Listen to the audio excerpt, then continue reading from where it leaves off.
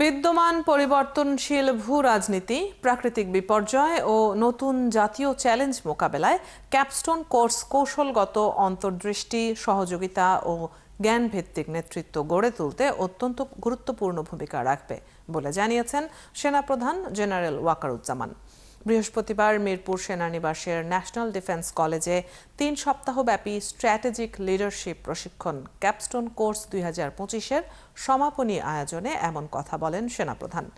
এই কোর্সে জ্যেষ্ঠ সামরিক কর্মকর্তা, শিক্ষাবিদ, চিকিৎসক, প্রকৌশলী, বিজ্ঞানী, সরকারি ও বেসরকারি সংস্থার জ্যেষ্ঠ কর্মকর্তা, কূটনীতিক, সাংবাদিক এবং ব্যবসায়ী সহ সর্বমোট ৪৫ জন ফেলো অংশগ্রহণ করেন। As a strategic leader in your respective field, you will tackle these challenges and contribute to our collective success. I urge you to remain proactive, constructive and forward-looking in your respective fields.